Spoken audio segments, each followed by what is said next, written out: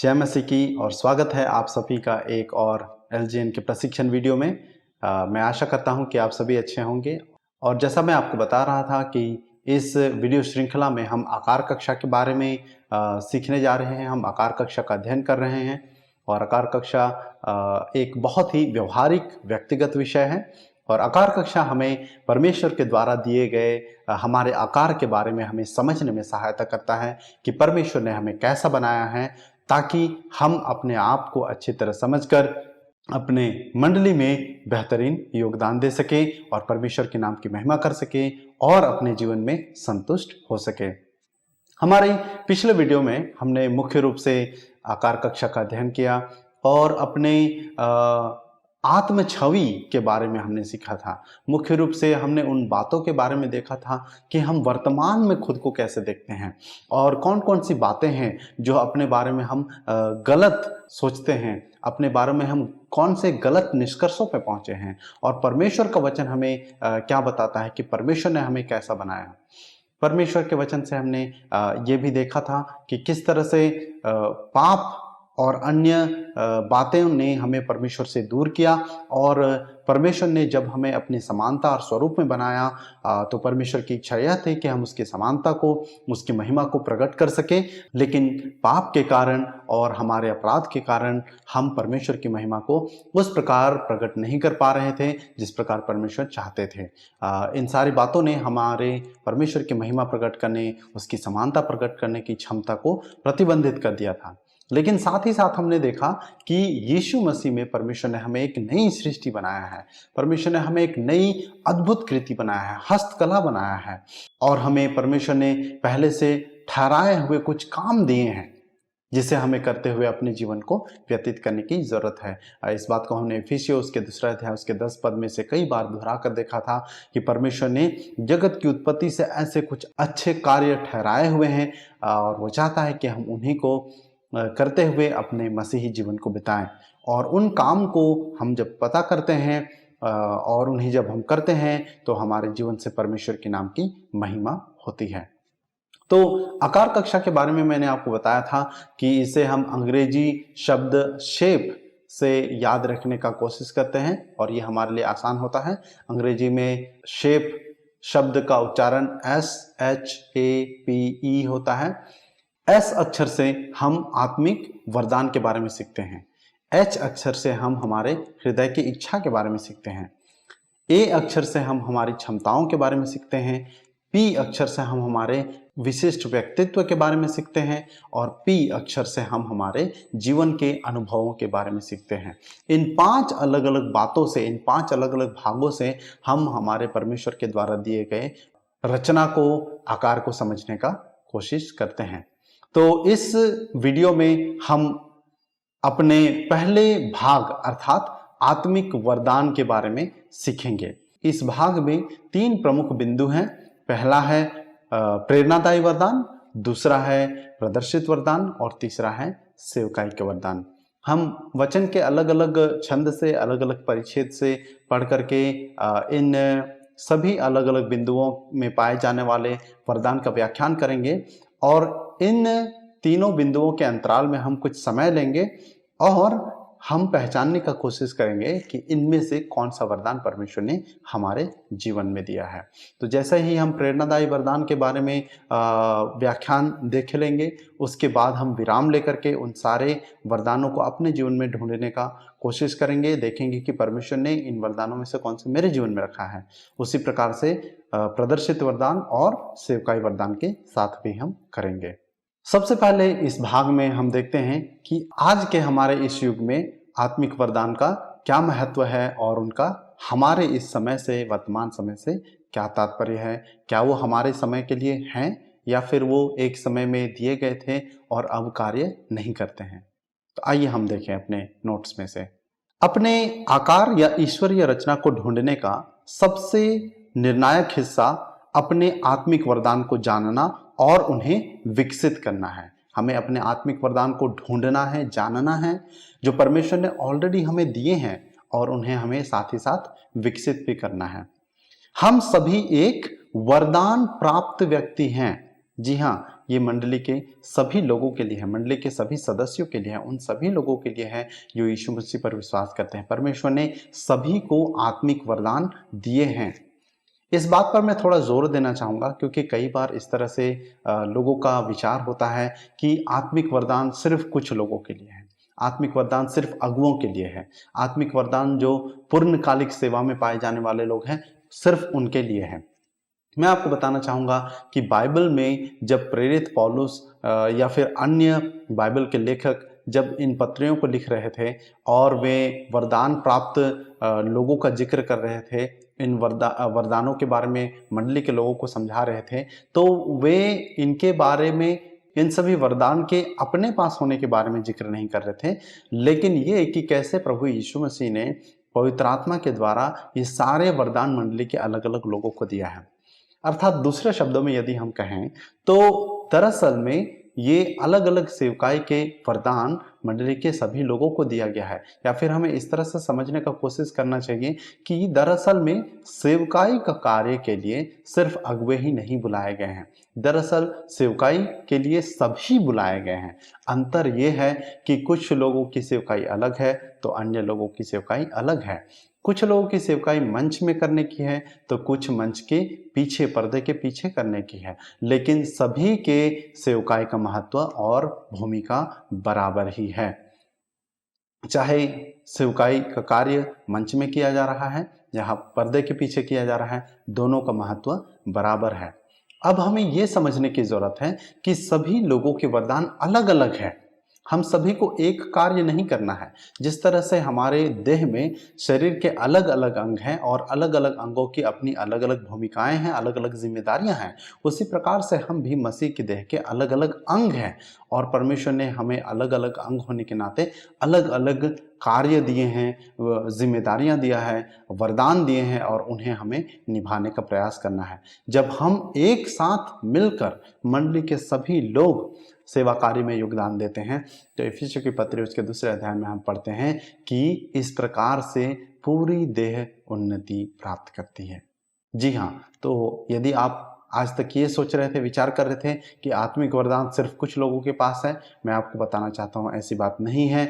आत्मिक वरदान परमेश्वर ने यीशु मसीह पर विश्वास करने वाले सभी लोगों को दिया है। हमें उन्हें ढूंढना है और उन्हें विकसित करना है। पवित्र शास्त्र में हमें बार बार कहा गया है कि हमें अपने आत्मिक वरदान या वरदानों का उपयोग मसीह की देह के उन्नति के लिए करना है। इन सारे वरदानों का उद्देश्य, इन सारे वरदानों का तात्पर्य वरदान प्राप्त व्यक्ति के गर्व के बारे में नहीं है, अपने नाम को बड़ा करने के बारे में नहीं है, लेकिन इन सारे वरदान को परमेश्वर ने इस उद्देश्य से हमें दिया है ताकि इससे हम एक दूसरे को आशीषित कर सके और इस प्रकार से मसीह की देह उन्नति प्राप्त कर सके। लेकिन हमारे वरदानों का उपयोग मसीह की महिमा के लिए बाजारों में, हमारी मित्रताओं में और हमारे सभी सामाजिक संपर्कों में भी किया जा सकता है। जी हाँ, कई बार जब हम अपने वरदान के बारे में या सेवकाई के बारे में या आत्मिक वरदान के उपयोग या इस्तेमाल के बारे में सोचते हैं तो हमें ऐसा लगता है कि इन्हें हमें मंडली की चार दीवारी तक सीमित करना है, नहीं, या फिर सिर्फ हमें उन्हें मसीही परिप्रेक्ष्य में या संदर्भ में ही सीमित करना है, नहीं, ऐसी बात बिल्कुल भी नहीं है। परमेश्वर चाहते हैं कि हम अपने दान वरदानों का इस्तेमाल हर कहीं, जहां भी संभव हो, हर जगह इसे करें। इसी कारण हमें यह दोहरा कर कहा गया है कि हम ईमानदारी से आत्मिक वरदानों की चाह रखें और उन्हें उपयोग करें। उनका इस्तेमाल करना मसीह में पाए जाने वाले बहुतायत के जीवन के लिए प्रमुख है। यदि आप चाहते हैं कि आपके अंतर्गत परमेश्वर ने जिन लोगों को दिया है वे उस बहुतायत के जीवन का अनुभव कर पाएं, जिसके बारे में वचन कहती है कि परमेश्वर ने हमें बहुतायत का जीवन दिया है या बहुतायत का जीवन देने के लिए बुलाया है, तो हमें चाहिए कि हम अपने लोगों को सशक्त करें, मजबूत करें, उन सारे दान वरदानों को ढूंढने में उनकी सहायता करें ताकि वे इन सारे वरदानों का इस्तेमाल करें और इस प्रकार से मसीह के देह को उन्नति प्रदान करें। हम पहला कुरिन्थियों उसके 14:1 में पढ़ते हैं, प्रेम का अनुकरण करो और आत्मिक वरदान की भी धुन में रहो, विशेष करके यह कि भविष्यवाणी करो।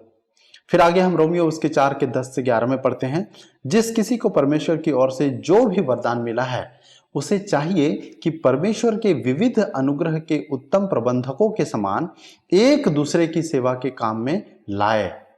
हमें ये दान वरदान अपने नाम को ऊंचा उठाने के लिए, अपने लाभ के लिए नहीं, लेकिन एक दूसरे की उन्नति के लिए इस्तेमाल करना है। पद 11, जो कोई प्रवचन करे वह ऐसा करे मानो परमेश्वर से प्राप्त वचनों को ही सुना रहा हो। जो कोई सेवा करे वह उस शक्ति से करे जिसे परमेश्वर प्रदान करता है, ताकि सभी बातों में यीशु मसीह के द्वारा परमेश्वर की महिमा हो। महिमा और सामर्थ्य सदा उसी की है, आमीन। यहाँ पर हम इस बात को देख पाते हैं कि पिता की महिमा किस प्रकार होती है। जब हम अपने दान वरदानों का इस्तेमाल करते हैं तो प्रभु यीशु मसीह के द्वारा पिता की महिमा होती है। तो आइए अब हम आत्मिक वरदान के पहले बिंदु को और विस्तार पूर्वक देखने का कोशिश करेंगे। आत्मिक वरदान में पहला भाग है, पहला बिंदु है प्रेरणादायी वरदान। यहाँ एक लंबा संदर्भ हम देख पाते हैं जो रोमियो की पुस्तक उसके 12वें अध्याय उसके 1 से 8 वचन में है, और मैं इस संदर्भ को आपके सामने पढ़ देना चाहूंगा।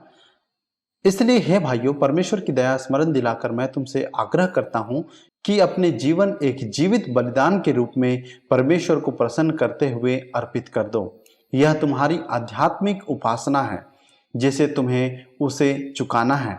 अब और आगे इस दुनिया की रीति पर मत चलो, बल्कि अपने मनों को नया करके अपने आप को बदल डालो, ताकि तुम्हें पता चल जाए कि परमेश्वर तुम्हारे लिए क्या चाहता है, यानी जो उत्तम है, जो उसे भाता है और जो संपूर्ण है। इसलिए उसके अनुग्रह के कारण जो उपहार उसने मुझे दिया है उसे ध्यान में रखते हुए मैं तुम में से हर एक से कहता हूं, अपने को यथोचित समझो, अर्थात जितना विश्वास उसने तुम्हें दिया है उसी के अनुसार अपने को समझना चाहिए। क्योंकि जैसे हम में से हर एक के शरीर में बहुत से अंग हैं, चाहे सब अंगों का काम एक जैसा नहीं है। हम अनेक हैं किंतु मसीह में हम एक देह के रूप में हो जाते हैं।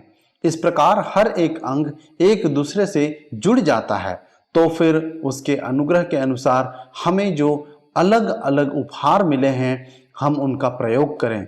यदि किसी को भविष्यवाणी की क्षमता दी गई है तो वह उसके पास जितना विश्वास है उसके अनुसार भविष्यवाणी करे। यदि किसी को सेवा करने का उपहार मिला है तो अपने आप को सेवा के लिए अर्पित करे। यदि किसी को उपदेश देने का काम मिला है तो उसे अपने आप को प्रचार में लगाना चाहिए। यदि किसी को सलाह देने को है तो उसे सलाह देनी चाहिए। यदि किसी को दान देने का उपहार मिला है तो उसे मुक्त भाव से दान देना चाहिए। यदि किसी को अगुवाई करने का उपहार मिला है तो वह लगन के साथ अगुवाई करे। जिसे दया दिखाने को मिली है वह प्रसन्नता से करे। ये संदर्भ हम रोमियो की पत्री उसके 12वें अध्याय उसके 1 से 8 में देख पाते हैं। इस प्रकार के सभी वरदान हमारे आत्मिक डीएनए के अंग है। ये हमारे जीवन में जुड़े हुए हैं और हम यह विश्वास करते हैं कि हम अपने माता के गर्भ से ही इन सभी वरदानों सहित बढ़ते हैं। यह सभी हमारे अस्तित्व के केंद्र में अर्थात परमेश्वर ने हमें जिस कार्य के लिए रचे थे उसके केंद्र में है। इनमें से कौन परमेश्वर ने हमारे अंदर डाला है यह जानना हमारे आकार का एक मुख्य भाग है, और इस बात को भी कि हम मसीह में कैसे अधिक फलवंत हो सकते हैं उसकी देह की सेवा में ही नहीं परंतु संसार में भी। परमेश्वर चाहता है कि परमेश्वर ने जो दान वरदान हमारे जीवन में दिए हैं उन सभी का इस्तेमाल हम हर जगह करें। मैं क्या कहना चाह रहा हूं कि हम में से कई सारे लोग शायद ये सोचते हैं कि हमारा जीवन परमेश्वर के लिए उपयोगी या महत्वपूर्ण तब हो जाता है जब हम यीशु मसीह को ग्रहण कर लेते हैं। लेकिन हमें सोचने की जरूरत है कि परमेश्वर हमें अनंत काल से जानते हैं। इससे पहले कि परमेश्वर को हमने जाना, इससे पहले कि हमने यीशु मसीह को ग्रहण किया, परमेश्वर ने पहले से ये दान वरदान हमारे जीवन में रखे थे और वह चाहता है कि हम उन्हें ढूंढें और उन्हें इस्तेमाल करें और उनके द्वारा परमेश्वर के नाम की महिमा हो। तो हमें ये वरदान परमेश्वर यीशु मसीह को जानने के बाद, उसे ग्रहण करने के बाद नहीं, लेकिन परमेश्वर माता के गर्भ में हमें इन वरदानों सहित ही बनाते हैं। नीचे हम यहाँ कुछ बातों को देख पाते हैं। आप रिक्त स्थान में लिख सकते हैं, आत्मिक वरदान जिनके साथ हम जन्म लेते हैं। कौन कौन से आत्मिक वरदान का यहाँ हमने जिक्र देखा था रोमियो के पत्र उसके 12वें अध्याय में। हमने यहाँ भविष्यवाणी करने वाले, सेवा करने वाले, शिक्षक के बारे में, प्रोत्साहित करने वाले, दान देने वाले, अगुवाई करने वाले और दया दिखाने वाले वरदान के बारे में देखा था। यहाँ जो प्रतिशत आप देख पा रहे हैं ये कुछ अनुमानित प्रतिशत हैं जिनके साथ हम पैदा होते हैं। ये अलग अलग सर्वेक्षणों में से लिया गया है, ये ज़रूरी नहीं कि आपके जीवन में भी ऐसा ही हो, लेकिन आप इन अलग अलग वरदानों को देखें और ये जानने का कोशिश करें कि परमेश्वर ने इनमें से कौन से वरदान आपके अंदर दिया है। हम इस खोज की शुरुआत इस बात के साथ करते हैं कि परमेश्वर ने हमें निश्चय वरदान दिया है। हम वरदानों की खोज करके यह मालूम करने का कोशिश नहीं कर रहे हैं कि क्या परमेश्वर ने हमारे अंदर कोई वरदान दिया है। हम यह विश्वास करते हैं कि परमेश्वर ने हमारा वरदान दिया है, इसलिए हम खोज कर रहे हैं ताकि हम जानें कि परमेश्वर ने हमारे अंदर कौन सा वरदान दिया है। आप इन अलग अलग सूची में से होकर के जाएं और देखें कि परमेश्वर ने आपके अंदर कौन सा वरदान दिया है। आप अपने सबसे प्रमुख वरदान के सामने, जो आपके जीवन में सबसे मजबूत है, उसके सामने एक लिख सकते हैं और जो उसके बाद दूसरा सबसे मजबूत वरदान है उसके सामने 2 लिख करके दर्शा सकते हैं। सबसे मजबूत वरदान के सामने 1 और दूसरे सबसे मजबूत वरदान के सामने 2।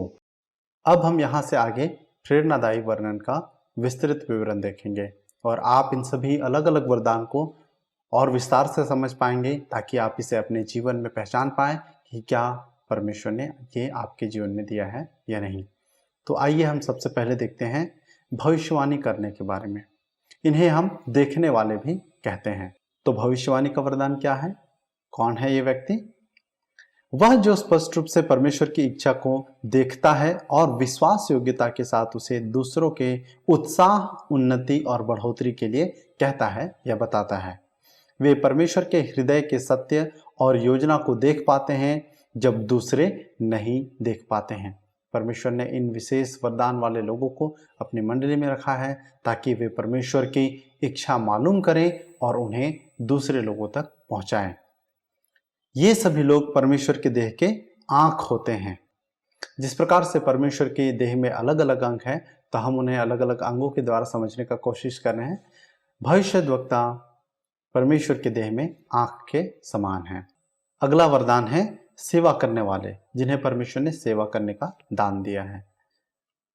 कौन है ये लोग? वे सभी जो दूसरे व्यक्ति के व्यवहारिक आवश्यकता के साथ व्यक्तिगत रूप से सम्मिलित होकर या जुड़कर दूसरों की सहायता करते हैं। उनके पास सहायता करने वाले व्यस्त हाथ होते हैं। ये हमेशा ऐसे लोगों के अवसर में रहते हैं, ऐसे अवसरों की तलाश में रहते हैं कि वे उनकी सहायता कर सके जिन्हें सहायता की आवश्यकता है। इसलिए हम इन्हें व्यस्त रहने वाले हाथ कहते हैं। ये सभी लोग मसीह के देह के हाथ होते हैं। अगला वरदान है शिक्षा या शिक्षक का वरदान। ये पसंदीदा वरदान है, ये सबसे प्रमुख वरदान है। जी नहीं, मैं मजाक कर रहा हूँ। परमेश्वर की दृष्टि में सभी वरदान और सभी योगदान एक समान है। तो कौन है ये वरदान वाले? क्या है इनकी भूमिका? वे जो सत्य को ढूंढना या उसका शोध करना और दूसरों को बताना पसंद करते हैं ताकि वे इसे अपने व्यक्तिगत जीवन में प्रभावशाली ढंग से लागू कर सकें। उनके लिए सब बातों में और हर परिस्थिति में सीखने के लिए एक सीख होता है। ये सभी लोग मसीह के देह के मस्तिष्क या दिमाग होते हैं। यहाँ हमने एक विशेष बात को देखा कि शिक्षक के शिक्षा बताने या सिखाने का उद्देश्य लोगों को और अधिक जानकारी नहीं देना है, लेकिन परमेश्वर के वचन को इस प्रकार से बताना है ताकि वे इसे व्यवहारिक रूप से अपने जीवन में लागू कर सकें और व्यवहारिक रूप से अपने जीवन में आत्मिक रूप से बढ़ सके। सिखाए जाने का मकसद, सिखाने का तात्पर्य लोगों को और अधिक ज्ञान देना नहीं है, लेकिन इससे अलग लोगों की व्यवहारिकता में उन बातों को लागू करना है ताकि वे व्यवहारिक रूप से बढ़ सकें। अगला वरदान है प्रोत्साहित करने का वरदान या प्रोत्साहन का वरदान। वह जो मसीह यीशु में जयवंत जीवन जीने के लिए दूसरों को प्रोत्साहित और उत्तेजित करना पसंद करते हैं, वह सकारात्मक, उत्साही, दृढ़ निश्चय और अपने आसपास वालों के लिए आशीष के शब्दों की बौछार करते हैं। ये लोगों को हमेशा प्रोत्साहित करने का कोशिश करते हैं। ऐसे संगति में जब भी वे अन्य लोगों से मिलते हैं, हमेशा वो दूसरों को प्रोत्साहित करने का कोशिश करते हैं। वे देखते हैं कि कौन ऐसा व्यक्ति है जो निरुत्साहित है, किसे प्रोत्साहित करने की ज़रूरत है, और वो परमेश्वर के वचन से या फिर सकारात्मक शब्दों से परमेश्वर के आत्मा के अगुवाई में लोगों को प्रोत्साहित करते हैं। ये सभी मसीह के देह के मुख होते हैं। कहने का तात्पर्य क्या है कि इन लोगों के पास हमेशा ही दूसरों को प्रोत्साहित करने के लिए एक प्रोत्साहन का शब्द होता है। चाहे वे किसी भी परिस्थिति में क्यों ना पाए जाए, वे हमेशा सकारात्मक शब्दों के साथ लोगों को प्रोत्साहित करते हैं।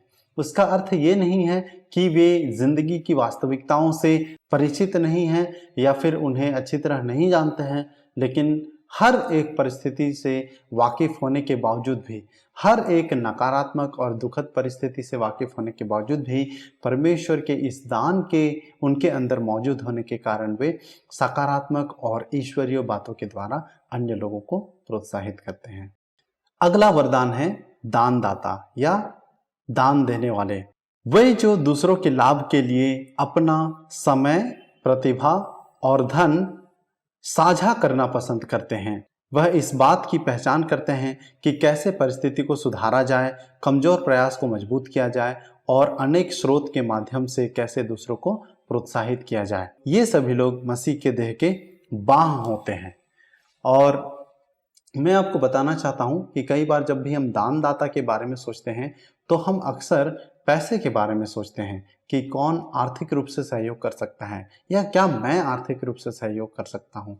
दरअसल में आर्थिक रूप से सहयोग देना एक महत्वपूर्ण योगदान है, लेकिन साथ ही साथ हम कई बार अपने कौशलताओं के द्वारा या अपने समय को दे करके भी उतना ही महत्वपूर्ण भूमिका निभा सकते हैं। अगला वरदान है प्रबंधन का वरदान या अगुवाई का वरदान। क्या है ये वरदान? वह जो संसाधन और दूसरे प्रयासों को प्रेरित, संयोजित और निर्देशित करना पसंद करते हैं। वे बड़े दर्शन के साथ अगुवा होते हैं जो बहुप्रतिभाशाली होते हैं। ये दूसरे लोगों के संसाधन और प्रयास को प्रेरित, संयोजित और निर्देशित करते हैं। कहने का तात्पर्य है कि कौन सा प्रयास कहाँ किया जाना चाहिए, किस प्रकार का योगदान कहाँ देना चाहिए, किस व्यक्ति को कहाँ कार्य करना चाहिए, कहाँ कौन अधिक प्रभावशाली हो सकता है, इन सारी बातों को वे देखभाल करते हैं, निर्देशित करते हैं और निर्देशन देने का ये बहुत ही अहम भूमिका निभाते हैं। ये सभी लोग मसीह के देह के कंधे होते हैं। यदि एक तरह से कहा जाए तो इन लोगों के द्वारा ही निर्धारण होता है कि मसीह की देह स्थानीय मंडली किस ओर बढ़ेगी। क्योंकि यदि आप कोशिश करें अपने कंधे से अलग दिशा में जाने का तो आप नहीं जा पाएंगे। जिस दिशा में आपका कंधा होता है उसी दिशा में आप आगे बढ़ते हैं। यदि आप इसे आजमाना चाहते हैं तो आप थोड़ा सा विराम करके यहाँ पॉज करके वीडियो को रोक करके आप कोशिश कर सकते हैं कि क्या आप अपने कंधे से अलग दिशा में चल सकते हैं या नहीं। अगला और इस भाग में अंतिम वरदान है तरस या दया का वरदान। आइए हम देखें क्या है ये वरदान। वे जो जरूरतमंद को दया, कोमलता और प्रेम और देखभाल दिखाना या देना पसंद करता है, जो दूसरों की आवश्यकता हृदय की आंखों से देखते हैं। ये सभी लोग मसीह के देह के हृदय होते हैं। क्योंकि यह वरदान अंत में है, उसका मतलब ये बिल्कुल भी नहीं है कि इसका महत्व कम है। इसके विपरीत हमें मसीह के देह में ऐसे बहुत सारे लोगों की ज़रूरत है जो दूसरों को तरस या दया दिखाकर उन्हें अनुग्रहित कर सके, उन्हें आशीषित कर सके।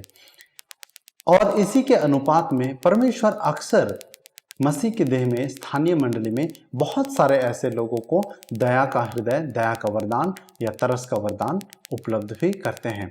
आप मंडली में अक्सर ऐसे बहुत सारे लोगों को देख पाएंगे जो किसी न किसी मुद्दे के बारे में या लोगों के बारे में काफ़ी संवेदनशील हृदय रखते हैं, काफ़ी तरसपूर्ण हृदय रखते हैं। तो ये सभी प्रेरणादायी वरदान का विश्लेषण है। आप यहाँ रुककर इन सभी विश्लेषण से होकर दोबारा गुजर सकते हैं और अपने सबसे मजबूत और दूसरे सबसे मजबूत वरदान की पहचान कर सकते हैं।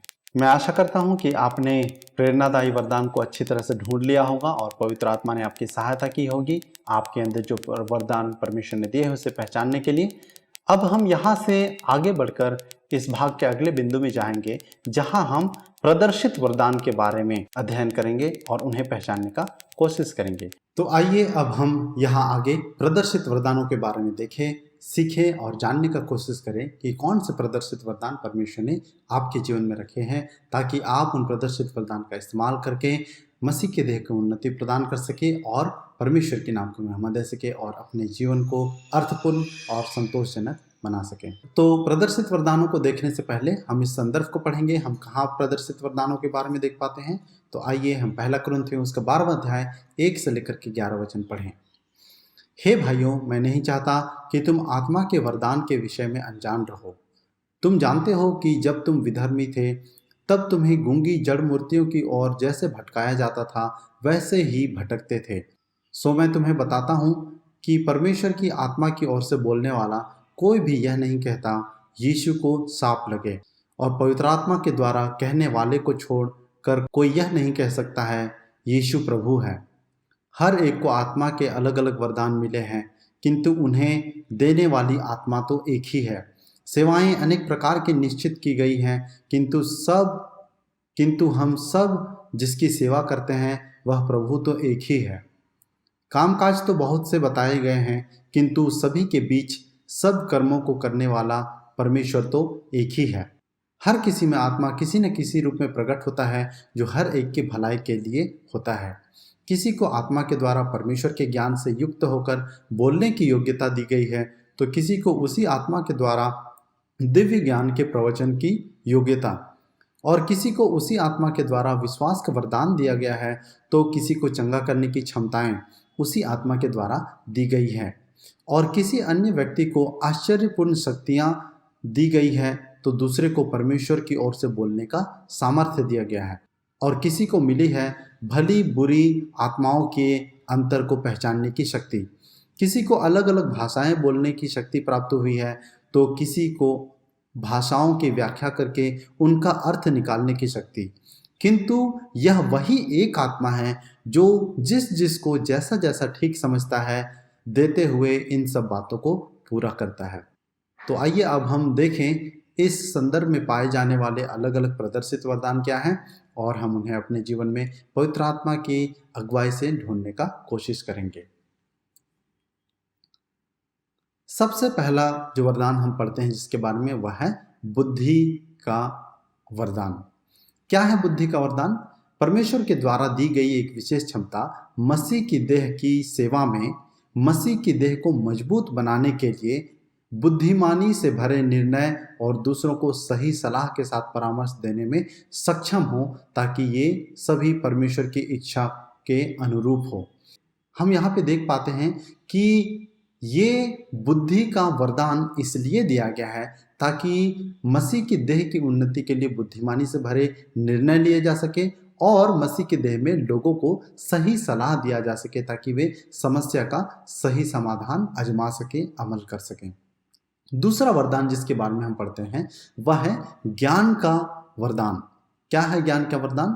परमेश्वर के द्वारा दिया गया विशेष क्षमता कि मसीह की देह में मजबूती प्रदान किया जाए, दूसरों को परमेश्वर का सत्य बताने के द्वारा जो परमेश्वर ने उनकी सहायता उन्नति के लिए उसे प्रकाशित किया हो।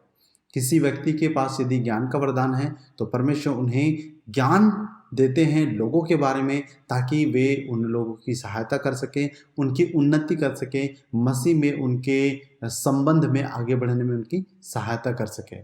अगला वरदान है विश्वास का वरदान। आइए हम देखें विश्वास के वरदान को।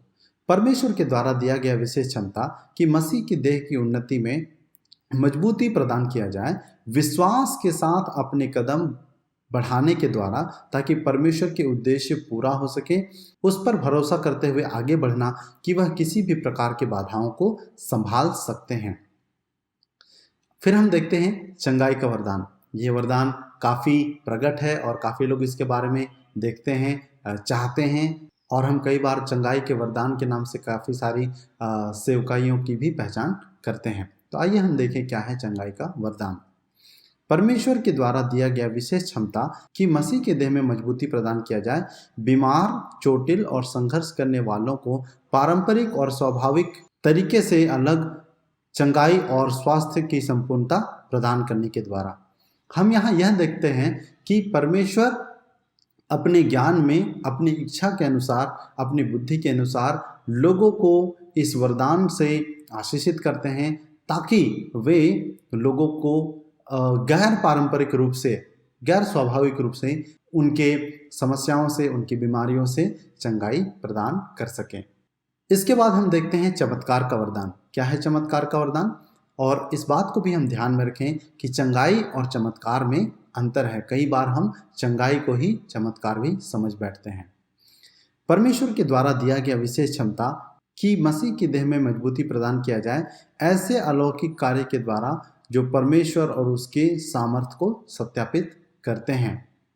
जब कभी भी हम चमत्कार के बारे में सोचते हैं या विचार करते हैं और हम कई बार उसे, जैसे मैंने पहले भी कहा, चंगाई समझ बैठते हैं, लेकिन ये दो अलग अलग बातें हैं, हमें इनमें अंतर समझने की ज़रूरत है। जब हम चमत्कार की बात करते हैं तो परमेश्वर अपने सामर्थ्य से जब अपने द्वारा स्थापित किए गए वैज्ञानिक सिद्धांतों के उलट काम करते हैं या उन वैज्ञानिक अपेक्षाकृत सिद्धांतों से अलग कार्य करते हैं तो हम उन्हें चमत्कार कहते हैं। जैसे कि मैं एक अंतर करके आपको बताना चाहूँगा यीशु मसीह के बारे में। यीशु मसीह ने कई सारे लोगों को चंगाई दिया, उनके बीमारियों से उन्हें छुड़ाया, लेकिन साथ ही साथ हम उन्हें ऐसे भी कार्य करते हुए देखते हैं जिन्हें हम चमत्कार के रूप में समझ सकते हैं, जैसा कि उनका पानी पर चलना। तो पानी पर जब भी हम चलने का प्रयास करते हैं हम पानी में डूबते हैं और ये परमेश्वर के द्वारा तैनात किया गया वैज्ञानिक सिद्धांत है, लेकिन हम देख पाते हैं कि परमेश्वर का सामर्थ्य इन वैज्ञानिक सिद्धांतों से परे भी कार्य करता है। तो ये है चंगाई और चमत्कार में अंतर। इसके बाद हम जो वरदान देख पाते हैं उसे हम भविष्यवाणी के रूप में जानते हैं। क्या है ये वरदान? आइए हम समझने का कोशिश करें।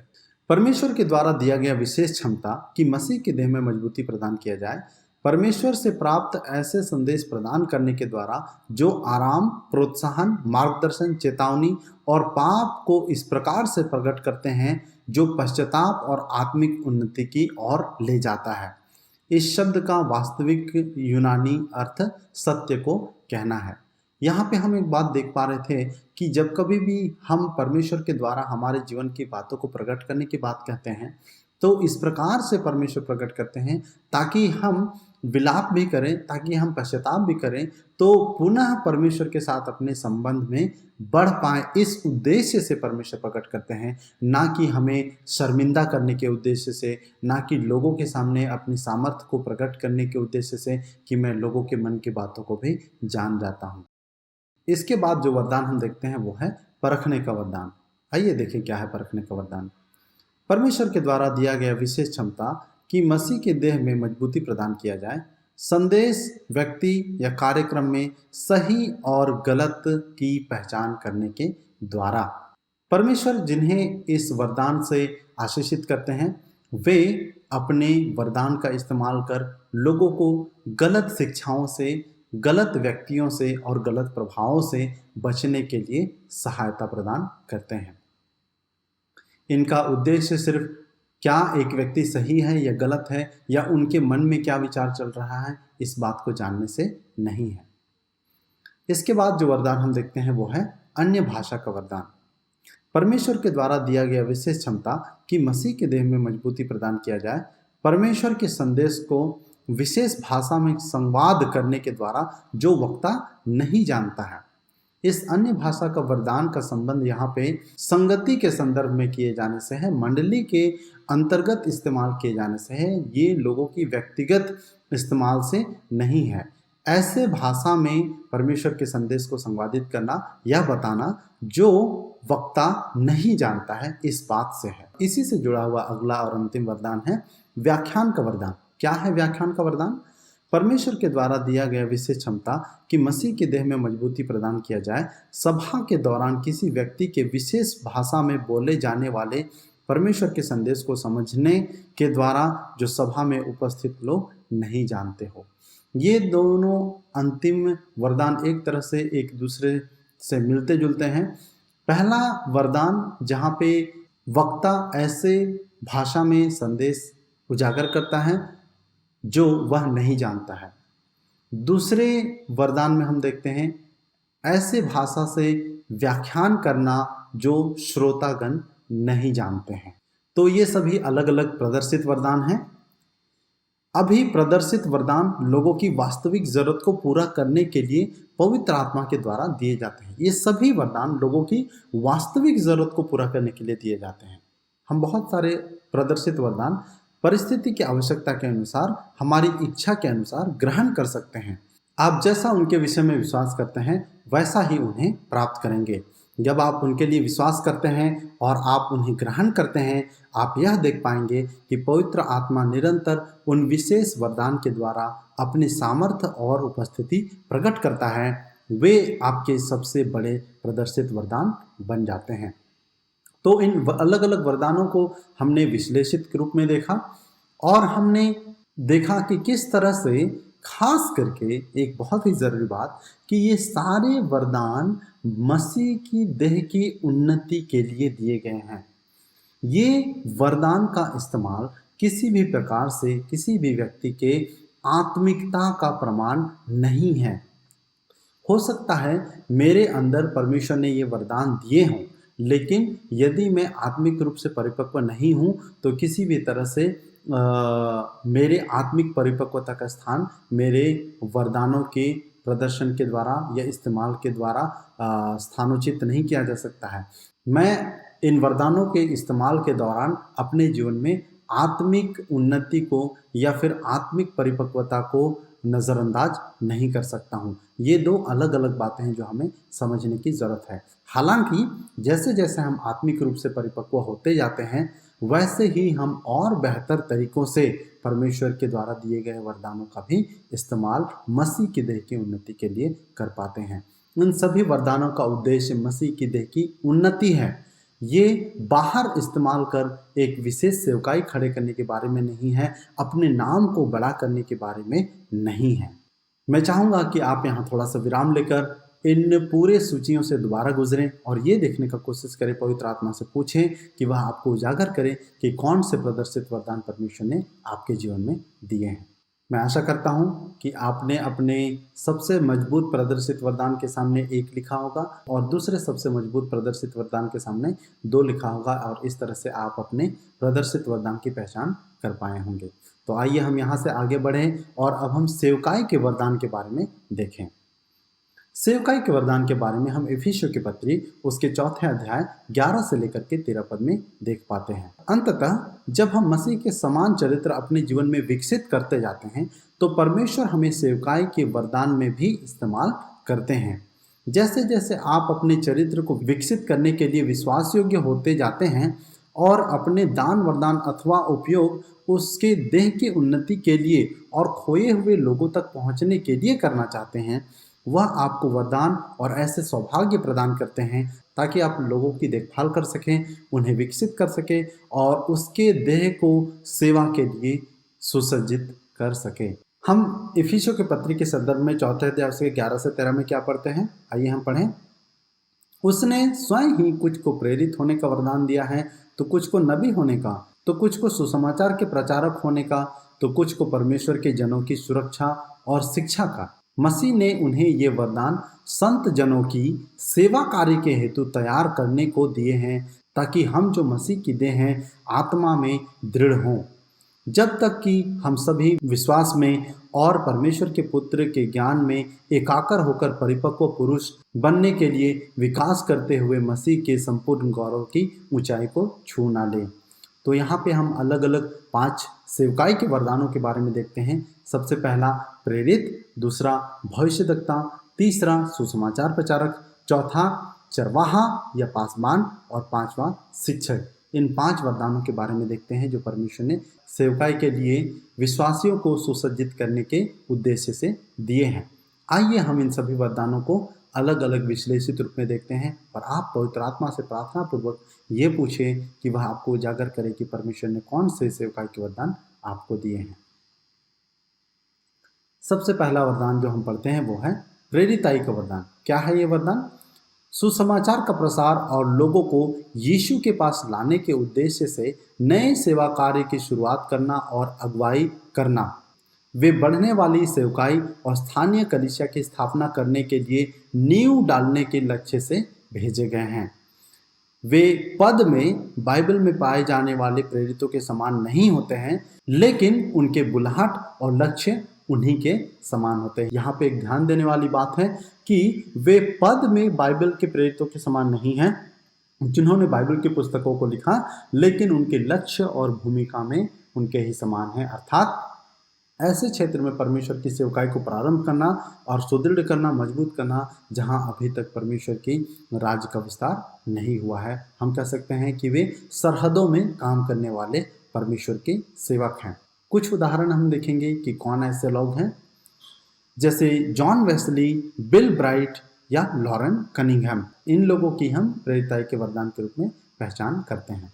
अगला वरदान है भविष्यवाणी या भविष्यद्वक्ता। हम देखें क्या है भविष्यद्वक्ता का वरदान। परमेश्वर के वचन से और पवित्र आत्मा के प्रति संवेदनशील होकर सुनने के द्वारा वह परमेश्वर के हृदय को स्पष्ट रूप से सुनते और देखते हैं। परमेश्वर के संदेश को परमेश्वर के लोगों तक पहुंचाते हैं, उनके उन्नति, प्रोत्साहन और सांत्वना के लिए।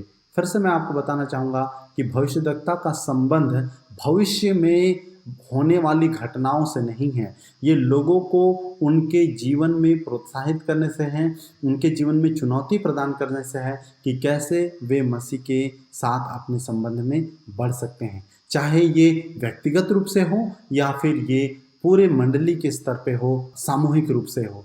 भविष्यद्वक्ता का उद्देश्य लोगों को परमेश्वर के संदेश से बताने से है, ताकि वे परमेश्वर के संदेश के अनुसार अपना परिवर्तन करें, ना कि संसार की मांग के अनुसार। कुछ उदाहरण हम देखेंगे इस भविष्यद्वक्ता के उदाहरण का, इस भविष्यद्वक्ता के वरदान का, जैसे जेम्स डॉबसन, चक कॉल्सन इत्यादि हैं जो परमेश्वर के भविष्यद्वक्ता के वरदान का उदाहरण है। अगला वरदान है सुसमाचार प्रचारक का वरदान। ये अपने इस नाम से ही काफ़ी अच्छी तरह से समझा जा सकता है। वे विश्वास के साथ मसीह यीशु के बारे में बताने के लिए अधिक प्रभावशाली होते हैं, ताकि वे उसे उद्धारकर्ता के रूप में ग्रहण कर सकें। वे सुसमाचार को स्पष्ट रूप से समझते और उसे बताते हैं। पवित्र आत्मा की सहायता से ऐसा ही करने के लिए वे दूसरों को भी सिखाते हैं। इसके कुछ उदाहरण हैं बिली ग्राहम और लुइस पोलो। तो यहाँ पे हमने देखा दो बातों को कि वे इस प्रकार से सुसमाचार प्रचार का बखान करते हैं या वर्णन करते हैं या जिक्र करते हैं या उन्हें बताते हैं, समझाते हैं कि लोग उसे समझकर यीशु को मसीह के रूप में ग्रहण कर पाते हैं, और साथ ही साथ पवित्र आत्मा के साथ मिलकर वे अन्य लोगों को भी ऐसे प्रभावशाली सुसमाचार प्रचारक बनने के लिए सहायता करते हैं। हालांकि मसीह के देह में पाए जाने वाले सभी लोगों की यह जिम्मेदारी है कि हम यीशु मसीह के बारे में शुभ संदेश सभी लोगों तक पहुंचाएं। जितने भी लोगों को परमेश्वर हमारे जीवन में लाते हैं उन्हें सुसमाचार के बारे में बताएं, और ये एक सामूहिक जिम्मेदारी है। लेकिन परमेश्वर अपने संपूर्ण ज्ञान में कुछ विशेष लोगों को चुनते हैं जो विशेष रूप से इस सुसमाचार प्रचार के कार्य के लिए आशीषित किए जाते हैं, ठहराए जाते हैं, वरदान के रूप में मंडली में दिए जाते हैं। अगला वरदान है पासबानी का वरदान। क्या है ये वरदान? स्थानीय कलीसिया के लोगों को महान आदेश और महान आज्ञा पूरा कर पाने के लिए उनकी देखभाल करते हैं और उन्हें शिक्षित करते हैं। वे अर्थात पासबान देखभाल, प्रोत्साहन और सुधार प्रदान करते हैं ताकि विश्वासी मसीह के समान बन सके और अविश्वासी मसीह के लिए जीते जा सके। ये एक तरह से कहें तो परिवार के संभालने वाले होते हैं। इनकी जिम्मेदारी यह होती है कि लोगों को महान आज्ञा और महान आदेश के प्रति समर्पित रहने में सहायता कर सके, ताकि निरंतर संगति के द्वारा वे और अधिक यीशु मसीह के समान बन सके, और इस प्रकार से वे और अधिक अविश्वासियों को यीशु मसीह के लिए आकर्षित कर सकें। अगला और अंतिम वरदान जो हम यहाँ देखते हैं वह है शिक्षक का वरदान। क्या है ये शिक्षक का वरदान? बाइबल की सच्चाइयों को अध्ययन और इस तरीके से विश्वास को बताना कि वे परमेश्वर के वचन को समझ सके और अपने जीवन में लागू कर सके और पवित्र आत्मा के साथ अपनी सेवकाई और जीवन को परिवर्तित करने में सहयोग दे सके। हमने देखा कि शिक्षक का उद्देश्य लोगों को ज्ञान से भरने के संबंध से नहीं है, लेकिन उन्हें परमेश्वर का वचन इस तरह से बताना है ताकि वे मसीह की देह में अपने योगदान के प्रति सजग हो सके, जागरूक हो सके, मालूम कर सके और अपने योगदान को मसीह की देह में दे सके। तो हमने यहाँ 3 अलग अलग प्रकार के वरदान का जिक्र देखा। सबसे पहले प्रेरणादायी वरदान, उसके बाद प्रदर्शित वरदान और उसके बाद सेवकाई के वरदान। इन तीनों ही वरदान के जिक्र में आप एक बात ये ध्यान दे पाए होंगे कि ये सभी वरदान मसीह की देह की उन्नति के लिए दिए गए हैं, ना कि व्यक्तिगत रूप से खुद को ऊंचा उठाने के लिए या खुद को दूसरों से बेहतर साबित करने के लिए, प्रमाणित करने के लिए, या फिर किसी भी तरह से मसीही परिपक्वता को नज़रअंदाज करने के लिए नहीं। परमेश्वर ने ये सारे वरदान इसलिए दिए हैं ताकि इन सारे वरदानों का इस्तेमाल के द्वारा एक दूसरे की उन्नति हो सके। जिन किसी को भी ये वरदान मिला है वह अपने वरदान के इस्तेमाल से अन्य व्यक्ति को आशीषित करे। मैं आशा करता हूँ कि आप इन सभी वरदानों के बारे में अच्छी तरह से समझ पाए होंगे और साथ ही साथ आप अपने इन तीनों अलग अलग भागों में सबसे मजबूत और दूसरे सबसे मजबूत वरदान को ढूंढ पाए होंगे। मैं चाहूँगा कि आप एक बार दोहरा करके फिर से देख लें कि आपने तीनों भागों में ही अपना सबसे पहला और मजबूत वरदान लिखा है, इंगित किया है, दर्शाया है संख्या 1 से, और दूसरा सबसे मजबूत वरदान के सामने संख्या 2 से उसे दर्शाया है। मैं आशा करता हूं कि आप इससे लाभान्वित हुए होंगे, अपने दान वरदानों को अच्छी तरह से समझ पाए होंगे और जिस प्रकार से परमेश्वर चाहता है कि आप अपने दान वरदान का इस्तेमाल करें, योगदान दें मसीह के देह की उन्नति के लिए, उसे और अच्छी तरह समझ पाए होंगे। अब आप इन सारे दान वरदानों के इस्तेमाल के बारे में ज़रूर विचार करें। आत्मिक वरदान का यह भाग यहीं पे समाप्त होता है। अगले भाग में हम हृदय की इच्छा के बारे में देखेंगे और विस्तार से उसे समझने का कोशिश करेंगे। तो अभी तक हमने पिछले वीडियो और इस वीडियो में देखा है कि किस तरह से हम वास्तव में खुद को देखते हैं, परमेश्वर का वचन क्या कहता है कि परमेश्वर ने हमें कैसे बनाया है, और साथ ही साथ यह कि हमारे अपने पाप और अपराधों के बावजूद भी परमेश्वर ने मसीह यीशु में हमें एक नई सृष्टि बनाया है ताकि हम उन भले कामों को कर सके जो परमेश्वर ने हमारे करने के लिए पहले से तैयार किया है। उन कामों के द्वारा हम दूसरे लोगों को आशीषित करते हैं, परमेश्वर को महिमा देते हैं और अपने जीवन में आनंद और संतुष्टि का अनुभव करते हैं। इसके बाद हमने इस वीडियो में देखा कि परमेश्वर ने कौन कौन से दान वरदान मसीह की देह की उन्नति के लिए दिए हैं, और आप समझ पाए होंगे, जान पाए होंगे कि परमेश्वर ने इनमें से कौन से दान वरदान आपके अंदर दिए हैं। आप इन दान वरदानों को ज़रूर इस्तेमाल करें और मसीह की स्थानीय कलीसिया को, स्थानीय देह को मजबूती प्रदान करें। परमेश्वर इस शिक्षा के द्वारा आपको बहुतायत से आशीष दे। हम मिलते हैं अगले भाग के साथ अगले वीडियो में। तब तक आप सभी अपना ख्याल रखें। जय मसीह की।